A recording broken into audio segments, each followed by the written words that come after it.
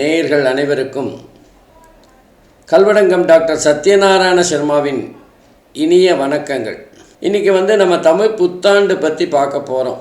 சித்திரை மாதம் 1ஆம் தேதி 14/4/2026 அன்று பிறக்கப் போகிற புது வருஷத்தோட பேர் பராபவ வருஷம். அன்றைய தினம் செவ்வாய்க்கிழமை சதயன் நட்சத்திரத்தில், அதாவது ராகு நட்சத்திரத்தில் இந்த வருடம் பராபவ வருடம் பிறக்கின்றது. நம்ம இந்தியாவோட லக்னம் அப்படின்னு பார்த்தா ரிஷப லக்னம், ராசி அப்படின்னு பார்த்திங்கன்னா மகர ராசி.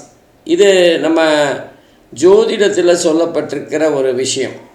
ஆனால் அதே நேரத்தில் நம்ம சுதந்திரம் வாங்கிய ஆகஸ்ட் 15, 1947 இந்தியாவின் பிறந்த தினமாக வைத்து கணித்தால் நமக்கு ரிஷப ராசியும் கடக லக்னமும் வரும். உலக அளவில் இந்தியா மிகப்பெரிய வல்லரசு நாடாக முயற்சிகளை எடுத்து முன்னேறி வரும். முதல் 6 மாதங்கள் பொருளாதாரம் மந்த நிலையில் இருந்து பின்னர் படிப்படியாக முன்னேற்றம் இருக்கும். மகர ராசிக்கு 2வது வீட்டில் ராகு, 3இல் சனி, 6இல் குரு, 8இல் கேது ஆகிய கோச்சார அமைப்புகள் மிக முக்கியமான பங்கு வகிக்கும். இந்தியாவோட அணு ஆயுத வளர்ச்சி பெரிய நாடுகளை ஆச்சரியப்பட வைக்கும். வேலையில்லா திண்டாட்டம் பெருமளவில் அதிகரிக்கும். படிப்பின் மீது மக்களுக்கு ஆர்வம் குறையக்கூடிய வாய்ப்புகள் இருக்கு. மக்கள் பொதுவாக சொந்த தொழில்களில் ஆர்வம் காட்டத் தொடங்குவார்கள். உற்பத்தி பெருகும். இந்தியா ஒரு புதிய கண்டுபிடிப்பை உலகுக்கு அறிமுகம் செய்கின்ற வருடமாக இந்த பராபவ வருடம் இருக்கும். சூரிய ஒளியோட பாதிப்பு அதிகமாக இருக்கின்ற காரணத்தினால் நோய் தொற்று அதிகரிக்கக்கூடிய காலமாக அக்டோபர் முதல் பிப்ரவரி வரை மிகவும் எச்சரிக்கையாக இருக்க வேண்டிய காலமாக அமையும்.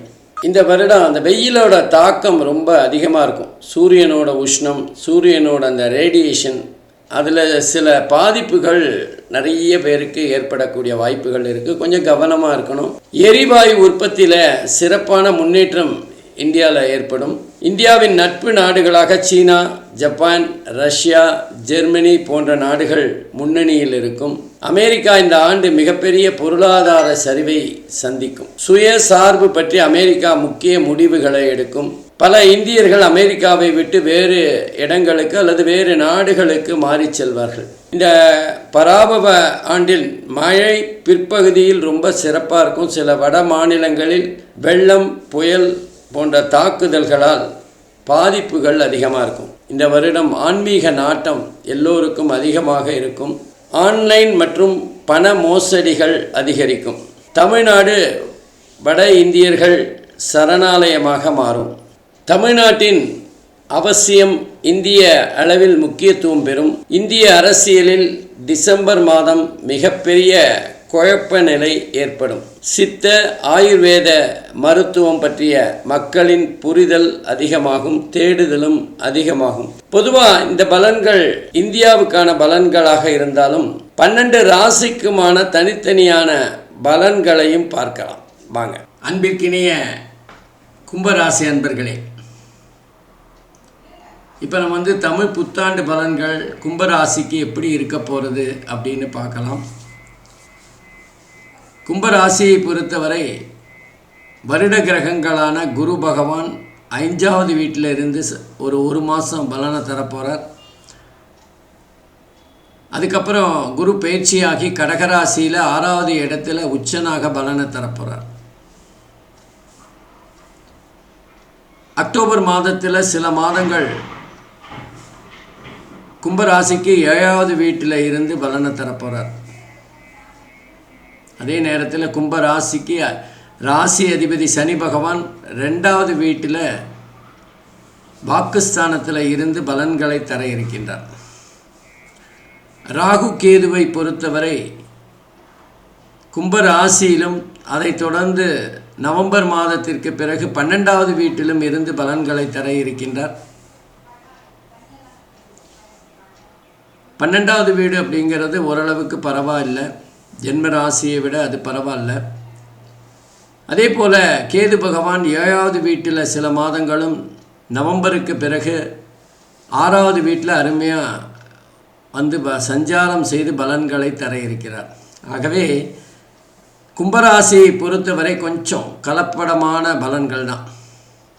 ஒன்று உதாரணமாக சொல்லணுன்னா, குரு பகவான் 5வது வீட்டில் இருக்கிறது ஓரளவுக்கு நல்லது தான்.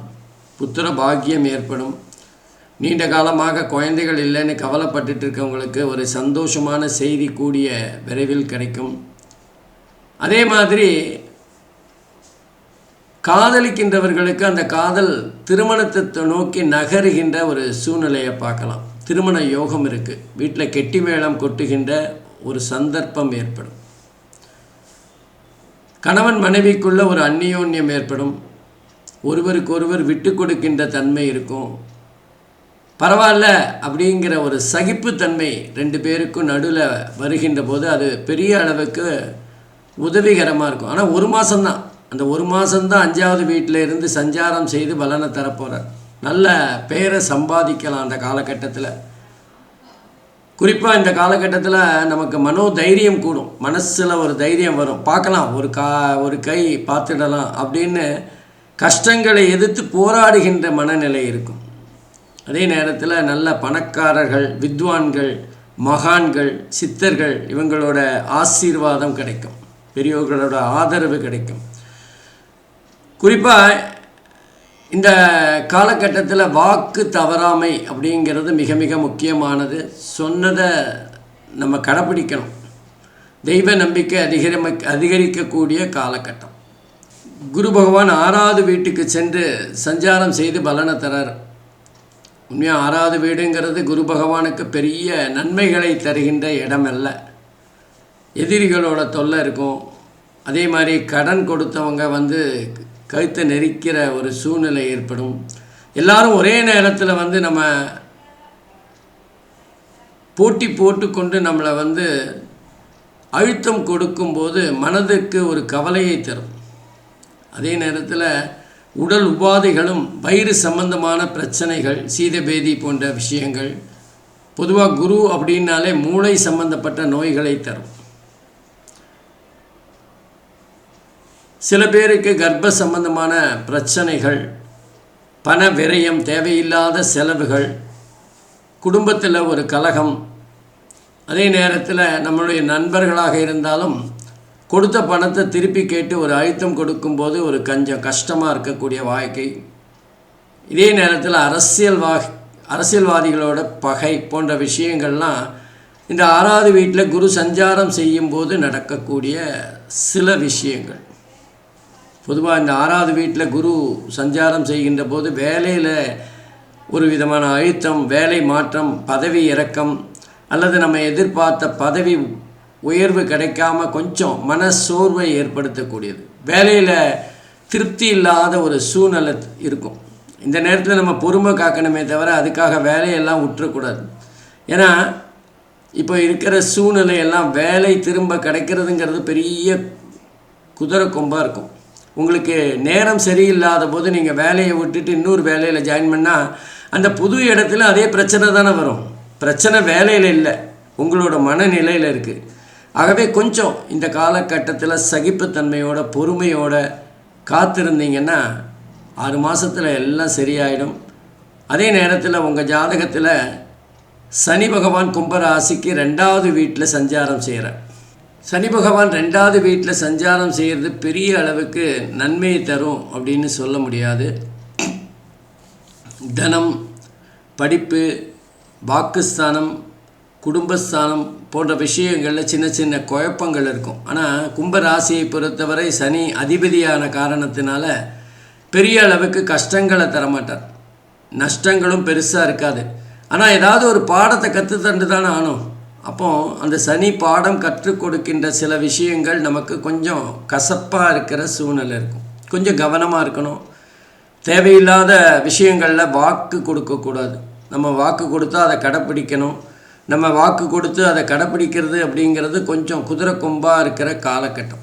நம்ம நினச்சது எதுவுமே நடக்காதே, அப்போ நம்ம வாக்கு கொடுத்து என்ன பிரயோஜனம்? ஆகவே கொஞ்சம் யோசித்து முடிஞ்சா தரேன் அப்படிங்கிற மாதிரி ஒரு நடுவாக ஏதாவது பேசி வைக்கணும். ஏன்னா நமக்கு நேரம் சரியில்லாத போது எது எப்படி பிரச்சனையாக மாறும் அப்படின்னு தெரியாது. அதே நேரத்தில் நேத்திரஸ்தானத்தில் சனி இருக்கிறதுனால கண்ணில் ஏதாவது சின்ன பிரச்சனைகள் இருக்கலாம். கண்ணு சம்பந்தமாக ஏதாவது ஒரு சிகிச்சை செய்ய வேண்டிய ஒரு காலகட்டமாக கூட இருக்கலாம். கொஞ்சம் கவனமாக இருக்கணும். பெரிய அளவுக்கு பிரச்சனைகள்லாம் வராது. ஏன்னா கும்பராசிக்கு அதிபதியே சனி தானே. தன்னுடைய வீட்டுக்கு சனி பகவான் தானே கெடுதல் அவ்வளவா பண்ண மாட்டார். ஓரளவுக்கு நமக்கு தட்டி கேட்பாரே தவிர குட்டியெல்லாம் வைக்க மாட்டார். ஆகவே கொஞ்சம் கவனமாக இருந்தால் போதும், சனியை சமாளிச்சிடலாம். அதே நேரத்தில் ராகு பகவான் கும்ப ராசியிலே உட்கார்ந்துருக்கார்.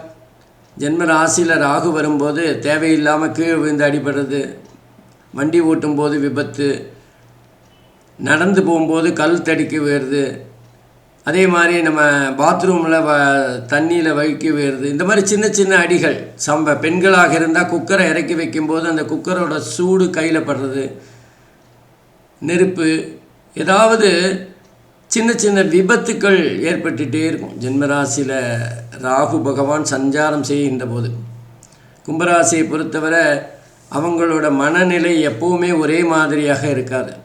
அவங்களுக்கு குறிப்பாக அவங்களுடைய உயர்வை பற்றி அல்லது அவங்களோட எதில் ஸ்பெஷாலிட்டியோ அதை பற்றி யாராவது குறை சொன்னால் அவங்களுக்கு பிடிக்காது. ஆகவே குறிப்பாக சொல்லணுன்னா சனி பகவான், ராகு பகவான் மற்றும் கேது 3 பேருமே சுமாரான பலனை தருகின்ற அமைப்பில் தான் இருக்கார். கேதுவாது பரவாயில்ல, நவம்பருக்கு பிறகு 6வது வீட்டில் மிக அற்புதமான பலன்களை தர இருக்கிறார். நம்மளுடைய பகைவர்கள் யாருன்னு காட்டிடுவார். நம்ம யாருக்கிட்டெல்லாம் கேர்ஃபுல்லாக இருக்கணும் அப்படிங்கிறத காட்டிடுவார். அதே நேரத்தில் திருமண தடைகள்லாம் விலகும். ஏன்னா 7ல் இருக்கும்போது திருமண தடையை தந்த கேது பகவான் 6க்கு போகும்போது அதே திருமணத்தை நடத்தி வைப்பார். திருமணத்தில் இருந்த பிரச்சனை, காதலில் இருந்த பிரச்சனை எல்லாமே சரி செய்யப்படும். ஆகவே பாதி கேதுவும் குருவும் சனியும் ஓரளவுக்கு நன்மை தருகின்ற இந்த காலகட்டத்தில் கும்ப ராசியை பொறுத்தவரை எப்பவும் பார்க்குறது தான், வாக்கு கொடுக்கும்போது கவனமாக இருங்க. தேவையில்லாத வாக்கு கொடுக்காதீங்க. அதே நேரத்தில் உங்களுடைய பேச்சில் நிதானம் தேவை. எந்த இடத்திலுமே வார்த்தைகளில் ஏதாவது சற்று அதிகப்படியாக மற்றவர்களை நோகடிக்கின்ற வார்த்தைகளை தேர்ந்தெடுக்காதீர்கள். உங்களுக்கு பிடிக்கலைன்னா ஒதுங்கி போயிடுங்க. இந்த ஒரு வருஷம், இந்த தமிழ் புத்தாண்டு முடிகிற வரைக்கும் கும்பராசியை பொறுத்தவரை பண விஷயத்தில் மிகப்பெரிய அளவில் லாபத்தை கொடுத்தாலும் உங்களுடைய வாக்குஸ்தானத்தில் கொஞ்சம் கவனமாக இருக்கணும். வாக்குஸ்தானம் தான் வழுக்கி விழுகின்ற இடமாக உங்களுக்கு இருக்கும். ஆகவே உங்களை பொறுத்தவரை முடிந்தவரை பணத்தை சேமிக்கிறதுக்கு வழியை பாருங்கள். அதே நேரத்தில் உங்களுடைய வாக்கு வன்மை, நீங்கள் கொடுத்த வாக்கை மீறாமல் இருப்பதற்கான முயற்சிகளை பண்ணுங்கள். குடும்பத்தில் தேவையில்லாத விஷயங்களில் தலையிடாத, வார்த்தைகளை கொட்டாமல் இருங்க. எல்லா பிரச்சனைகளும் தானாகவே விலகி சென்றுவிடும். ஆகவே கும்ப ராசியை பொறுத்தவரை பண வரவுக்கான ஆண்டு. அதே நேரத்தில் உங்களோட குணம் பற்றிய சில விஷயங்களில் சனி பகவான் பாடம் எடுக்கப் போகிறார். ராகுவை பொறுத்தவரை எதிர்பாராத வெளிநாட்டிலிருந்து அதிர்ஷ்ட காற்றை உங்கள் பக்கம் திருப்பி விடப் போகிறார். நன்றி, வணக்கம். ஸ்ரீ குபேரன் டிவியை பார்த்தமைக்கு நன்றிகள். மேலும் இது போன்ற தகவல்களை தெரிந்து கொள்ள ஸ்ரீ குபேரன் டிவியை சப்ஸ்கிரைப் செய்யுங்கள். மறக்காமல் பெல் ஐக்கானை கிளிக் செய்யுங்கள்.